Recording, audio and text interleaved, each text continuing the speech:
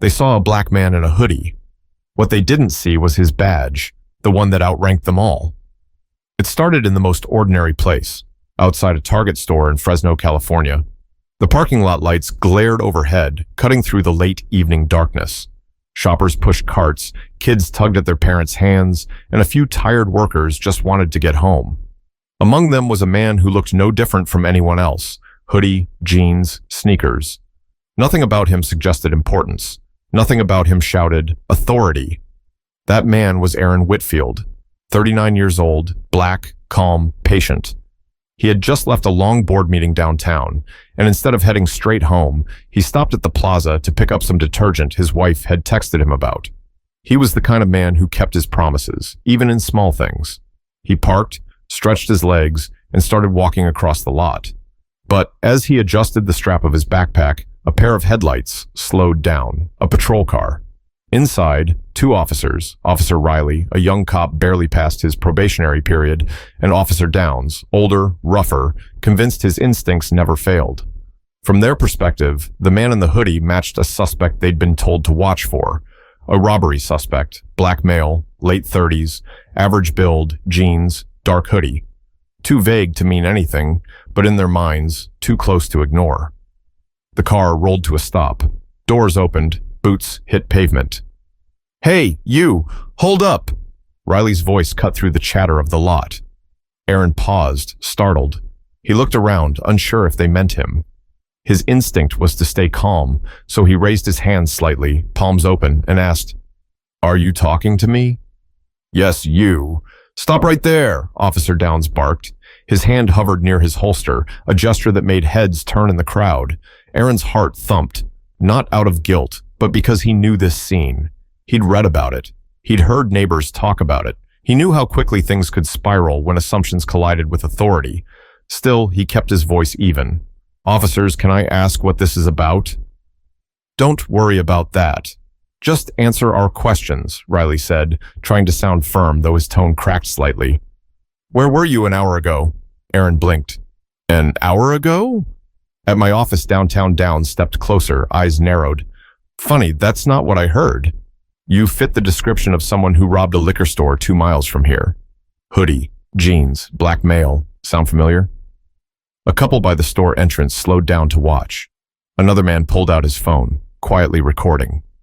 Aaron noticed, but kept his focus on the officers. "Look, I don't know who you're looking for," Aaron said carefully, "but it's not me. I'm just here to grab some things and head home." But the officers exchanged looks. To them, his calmness wasn't innocence. It was suspicious. Downs muttered under his breath, "Too calm. He's hiding something." Aaron's jaw tightened, but he said nothing. He knew better. The crowd wasn't large, but every second more, eyes turned toward the confrontation. What began as an errand had turned into a public spectacle. And Aaron knew something the officers didn't. Something that would change this moment forever. But before that truth came out, the tension would have to snap first. The night air thickened as more shoppers trickled past, stealing glances at the scene. Some whispered, others walked faster, pretending not to notice. But a handful lingered, drawn to the rising energy like moths to a flame. Aaron stood still, his palms visible, trying to keep the situation from spiraling. He wasn't just thinking about himself. He thought about his wife, his kids. What might happen if this got out of hand? "Sir, put your bag down," Officer Riley ordered. His voice was steady now, the way rookies rehearse for situations they don't fully understand. Aaron glanced at his backpack, then back at Riley. "This has my laptop in it. I'm not dropping it on the pavement. If you want to check it, I'll open it for you." That answer should have been enough, but Downs' eyes narrowed further, suspicion gripping him like a vice. "Don't argue. Set it down." Now Aaron took a deep breath. "I'm cooperating. I'm not refusing you. I'm just saying, let's do this carefully."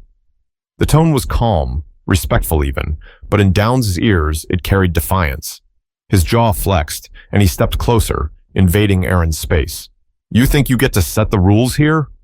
Downs' voice grew sharper, louder. "You're not in control."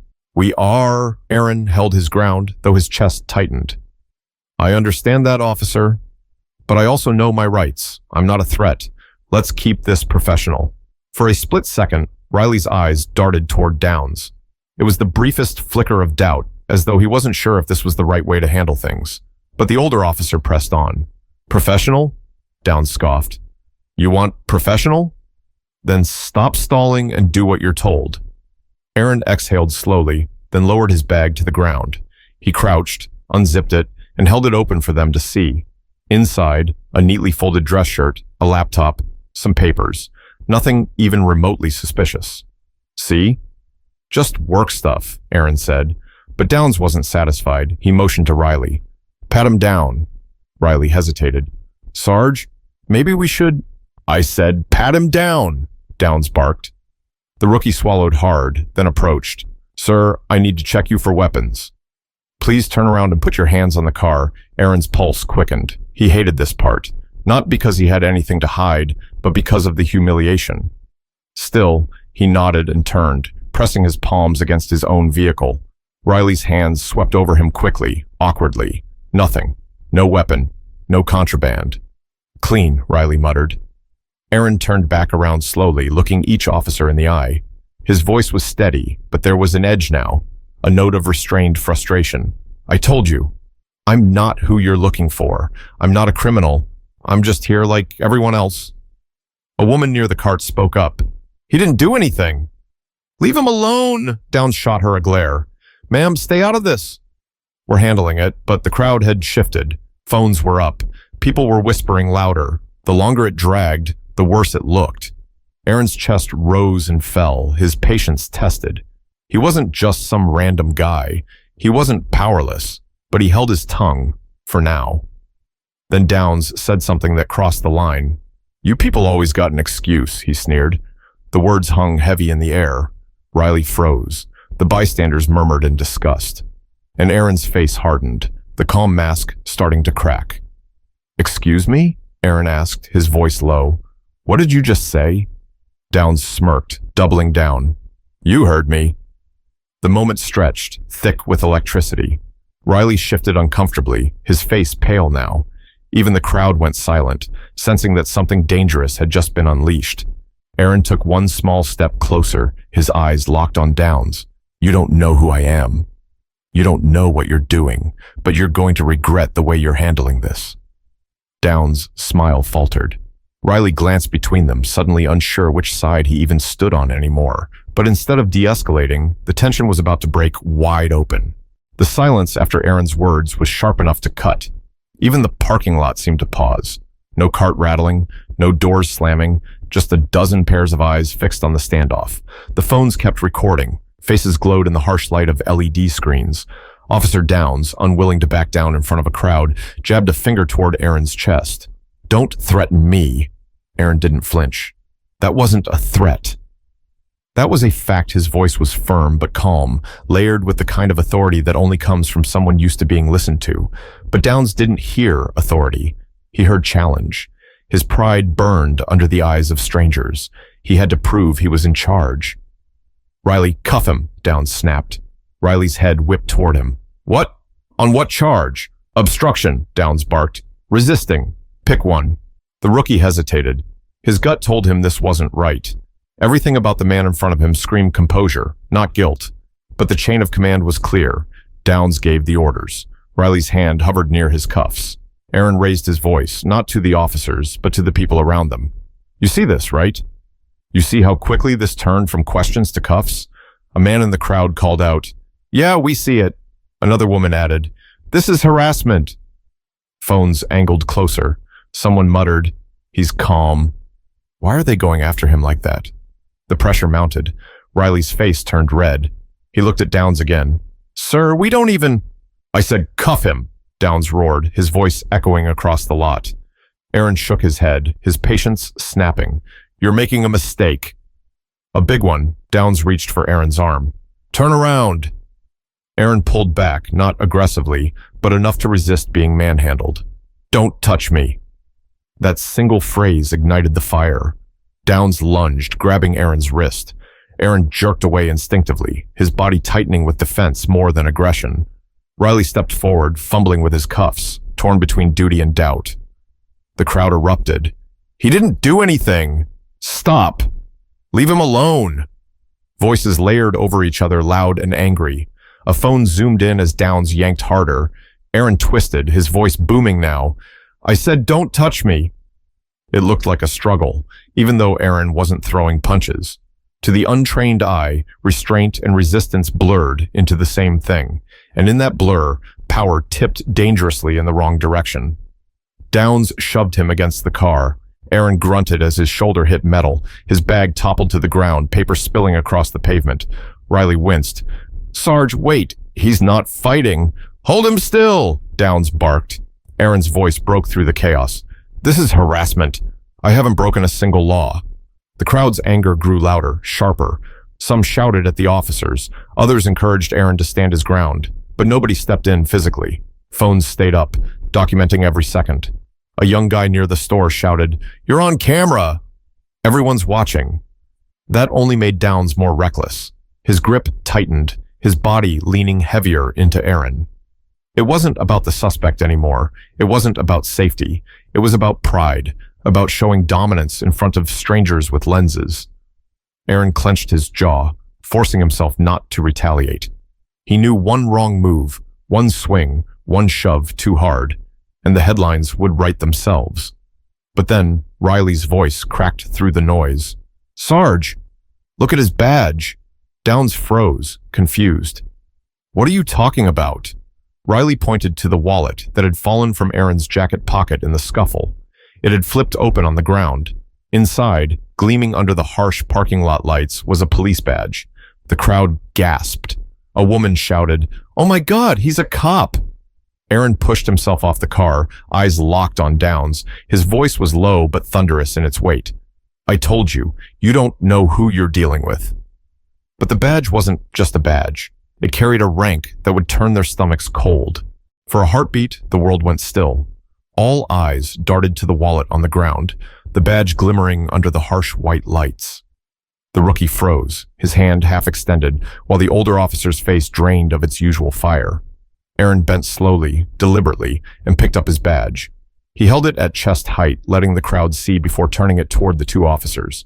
His voice was calm again, but now it cut deeper. "You put your hands on the wrong man tonight." Riley swallowed hard, his Adam's apple bobbing. You're on the job?" Aaron's eyes locked onto him. "Deputy Chief of Police, Fresno Department. Appointed 3 weeks ago. And you just tried to pin a crime on me in front of half this plaza." The crowd gasped louder this time. Phones zoomed in. Someone whispered, "Deputy Chief?" as though the words themselves carried weight they couldn't process. Downs stammered, his confidence crumbling. You're lying. Anybody can carry a badge." Aaron's expression hardened. He reached into his pocket, pulled out his official ID, and held it against the badge. "Cross-check the number. Call dispatch right now, they'll confirm it." Riley's face turned pale. He tugged at his radio, fumbling to get words out. Dispatch, confirm badge number 2317 Whitfield." Static filled the air for a moment before the reply came through, crisp and certain. "Copy that. Badge is valid. Deputy Chief Aaron Whitfield, Fresno PD." The silence after that message wasn't relief. It was shame, heavy, public shame. Aaron's voice lowered, almost trembling with restrained fury. "Do you know what you just did? Do you have any idea the damage you've caused? Not just to me, but to this department, to this community?" Downs stepped back, his bluster gone. We thought—" "You thought wrong," Aaron cut in, sharper now. "You saw my skin and my hoodie, and that was enough for you to make me a suspect." The crowd murmured. Some shook their heads. Others cursed under their breath. The energy had shifted completely. Sympathy now flowed toward Aaron, condemnation toward the officers. Aaron turned toward the rookie. "And you? You knew this wasn't right. You hesitated, but instead of standing up, you let him push you into crossing a line." Riley's eyes welled up. "I'm sorry, sir. I didn't want it to go this way." Aaron leaned in closer, his voice low but piercing. "Sorry doesn't erase the humiliation. Sorry doesn't erase the fact that you were about to cuff your superior officer without cause, and you did it in front of witnesses." The rookie nodded, trembling. Downs, meanwhile, looked like a man whose entire world had just caved in. Aaron finally stepped back, scanning the crowd. His voice lifted so everyone could hear.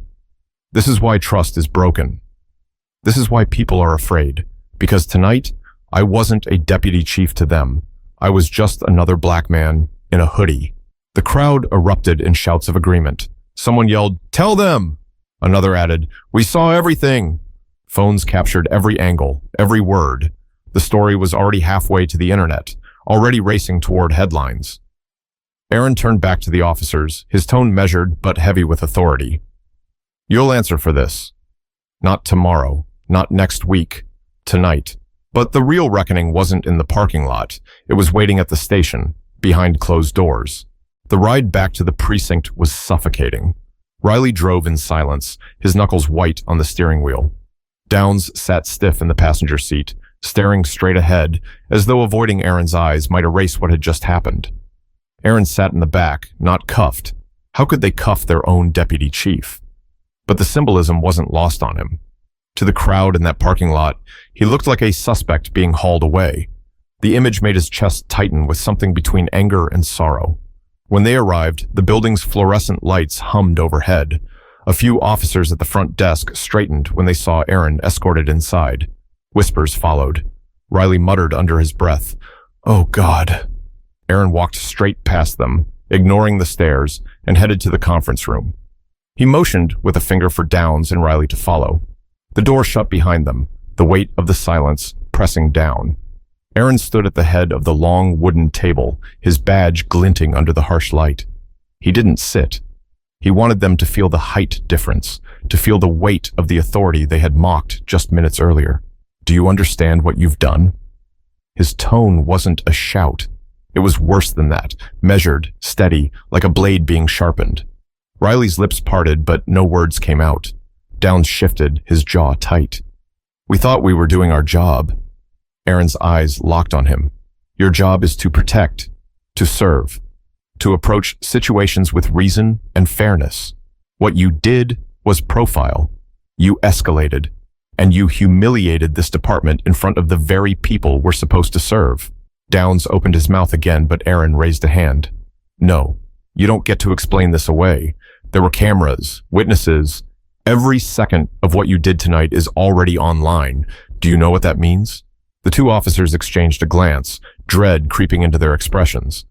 Aaron leaned forward, his hands on the table. "It means this department is about to be on the front page of every local paper." "And you made that happen?" Riley finally spoke, his voice shaky. "Sir, I tried to slow it down. I knew it didn't feel right." Aaron's gaze softened just slightly, but his words stayed sharp. "And yet you still raised your cuffs.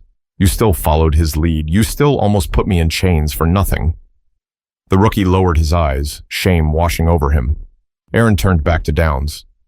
"And your pride, your ego, your prejudice nearly caused a disaster. If I hadn't been who I am, if I'd been just another citizen, do you realize how far this could have gone? How many headlines of another man mistreated, another community broken, we'd be facing?" Downs' face flushed, but not with anger, with fear. He couldn't even meet Aaron's gaze. Aaron straightened, his voice now booming across the room. "I am your deputy chief. The man you shoved against a car, the man you accused in public, the man you disrespected without cause. Tonight, you didn't just insult me. You insulted this badge, this office, and every honest officer who actually believes in the oath we swore." The room felt like it was vibrating with the weight of his words. Neither Riley nor Downs moved. Neither dared breathe too loud. Aaron took a step back, the authority in his voice shifting to finality. "You'll face accountability, both of you, and this department will know that tonight wasn't just about me. It was about the way justice must be handled from here on out." But the fallout wouldn't end inside those walls. It was about to spill into the public eye with unstoppable force. The next morning, the precinct felt like it had been turned upside down. Phones rang nonstop. Reporters crowded outside, cameras flashing every time the doors opened. What had begun as a tense parking lot encounter was now a public relations nightmare. Aaron walked through the lobby with measured steps, his face calm but unreadable. Every officer he passed dropped their gaze, unsure whether to greet him or avoid him entirely. His presence carried a weight heavier than rank. It carried the memory of what had happened the night before. Inside a smaller conference room, Riley and Downs sat waiting. Both looked worn down, as though they hadn't slept. Riley fidgeted with his hands. Downs sat rigid, staring at the wall. The door opened, and Aaron entered with the police chief, a stern man in his 50s named Harold Jensen. Jensen's face was carved in stone, unreadable, but the tightness around his jaw revealed just how much pressure he was under. "Gentlemen," Jensen began, "we've got a problem. A very big one." Neither Riley nor Downs spoke. They didn't have to. They'd already seen the clips circulating online. Hashtags were trending. Local news had replayed the video on a loop. The words racial profiling and police misconduct were attached to their names now. Aaron stood across from them, his badge gleaming under the fluorescent light. Last night wasn't just a mistake. It was a disgrace, and the community saw it live. Riley looked up, his face pale. "Sir, I swear I didn't want to escalate." "I tried to stop it," Aaron studied him. "Then why didn't you?" The rookie's voice cracked. "Because he outranks me. Because I was scared of losing my job." Aaron's tone sharpened. "You were more afraid of disappointing your partner than doing what was right? That fear is what keeps situations like last night happening. Fear is no excuse for injustice." Riley's eyes dropped again, his hands trembling. Then Aaron turned to Downs. The older officer looked deflated, a far cry from the loud, commanding man in the parking lot. "Do you have anything to say for yourself?" Aaron asked.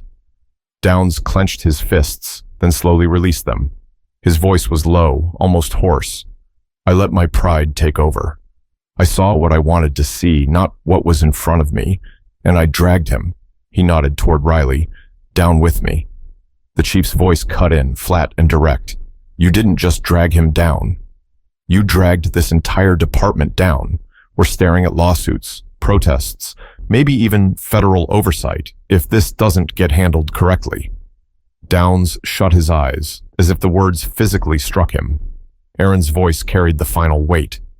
"You thought you were in control last night, but what you did showed the public that too many of us are out of control. And now, the same community you swore to protect is asking if they can even trust you." The silence that followed was unbearable. Riley wiped his eyes discreetly. Downs stared at the table. Jensen stood tall. "Both of you are suspended pending investigation." Effective immediately, neither man argued. They knew they couldn't. As the chief left, Aaron lingered a moment longer, his voice softer, but still stern. "You'll remember last night for the rest of your careers. And you should, because accountability isn't just about punishment, it's about change. If you don't change after this, then nothing we do here matters." Aaron turned and left, the door clicking shut behind him. But outside those walls, the real storm had just begun, one that no suspension could contain. By the afternoon, Fresno City Hall was drowning in phone calls. Community leaders demanded answers, civil rights groups scheduled press conferences, and citizens gathered outside the police station, holding signs that read, "Accountability now," and "Justice for all." Inside the precinct, a special committee had already been formed to review the incident. The conference room buzzed with tension. Attorneys, internal affairs investigators, and city officials packed the table. The video from the Target parking lot played on a loop, every detail analyzed frame by frame. Aaron sat at the far end, his posture straight, his expression unreadable. He wasn't there to defend himself. He didn't have to. The footage spoke for him. A city attorney paused the video mid-frame. "Right here," she said, pointing at the screen. "Officer Downs initiates physical contact without probable cause. This is where the escalation began." An investigator added, "Notice how Officer Riley hesitates. His body language suggests doubt, but he complies under pressure. That hesitation could be a key factor in his disciplinary outcome." Aaron leaned forward, his voice carried calmly across the room. "This isn't just about one mistake. This is about culture. A culture where quick judgment replaces proper policing, where pride trumps procedure, where race becomes a shortcut for suspicion." The room fell silent. Some avoided eye contact, others scribbled notes nervously. The mayor's liaison, a woman named Denise Alvarez, spoke up. "Deputy Chief Whitfield, the mayor wants to know, what do you recommend? How do we repair this breach of trust?" Aaron didn't hesitate. Transparency. We release the footage ourselves, officially, before the narrative twists further. We suspend the officers immediately, which has already been done, and we announce mandatory training on bias, accountability, and de-escalation for the entire force. An older councilman frowned.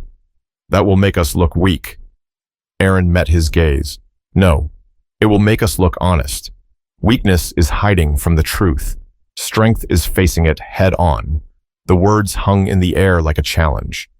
After a pause, the councilman nodded slowly. The committee agreed to move forward. Press releases were drafted. A press conference was scheduled. The public would hear directly from the department, with Aaron standing at the forefront. Meanwhile, in another office, Riley sat with an internal affairs officer, confessing through a shaky voice. I didn't want to do it. I knew he wasn't a threat, but when Downs barked at me, I froze. I thought if I didn't obey, I'd be the one in trouble. The investigator leaned in. And what did you learn from that? Riley's eyes glistened. That silence is just as damaging as action. That going along with the wrong thing makes you guilty too. Across the hall, Downs sat alone. He didn't argue, didn't justify. He just stared at his hands, the weight of years of arrogance crashing down in one night. Back in the main room, Aaron stood and gathered his papers. His closing words were steady, almost solemn. This isn't the end of something. It's the beginning. The community's watching us closer than ever, and they should, because if we can't face accountability, we don't deserve the badge. But even as the department prepared to speak, the question remained, would words be enough to heal the damage? The press conference was packed. Reporters filled every seat, cameras lined the back wall, and the air felt charged, every person waiting for the next headline. Outside, the chants of protesters filtered faintly through the glass doors, steady, determined voices demanding justice. Aaron stepped to the podium, his badge gleaming under the lights. Flashbulbs popped, microphones tilted forward. He adjusted the mic, looked out at the sea of faces, and began. Last night, I was approached by two of my own officers while leaving a store. They mistook me for a suspect. That encounter escalated into a confrontation that you've all now seen on video. And while my rank eventually revealed the truth, I need to make something clear. This is not about me being a deputy chief. This is about what happens to men and women every day who don't have a badge to shield them. The room hushed. Reporters leaned in. Aaron's voice carried, steady but heavy with emotion. I was treated like a suspect first, and a human being second. That cannot be the standard for how we police. If we want trust, if we want peace in our communities, then accountability isn't optional. It's the foundation. He paused, scanning the room. I stand here not to condemn every officer, but to remind us all that the badge is not a license for pride. It is a responsibility. To listen before accusing, to de-escalate before escalating, to see people as citizens, not stereotypes. A ripple of murmurs moved through the room. He continued, voice firm now. The officers involved have been suspended pending investigation. Mandatory training will be implemented across the department, and more than that, we are opening new channels for the community to have a voice in how we police. Cameras flashed, pens scratched against notepads, reporters typed furiously. Aaron leaned in closer to the mic, his words slowing, deliberate. But none of this means anything if we don't change the culture. That culture starts with us, officers, leaders, community members alike. Because real justice doesn't begin in a courtroom. It begins in how we treat each other on the street. He stepped back, letting the silence stretch. Then he delivered the words that would echo long after the conference ended. I was lucky last night. My title protected me. But we cannot build a system where luck or rank is the difference between dignity and humiliation. Every person deserves respect. Every person deserves fairness. That's the standard I will fight for as long as I wear this badge. The room erupted, reporters shouting questions, cameras flashing, murmurs swelling into applause from the back rows where community leaders sat. Aaron didn't linger. He stepped away from the podium, the chief following close behind. Later that night, back home, Aaron sat at the kitchen table with his wife. She reached for his hand, squeezing it gently. You could have lost everything last night, she whispered. Aaron nodded, eyes heavy. I know. That's why we can't let it happen again. Not to me.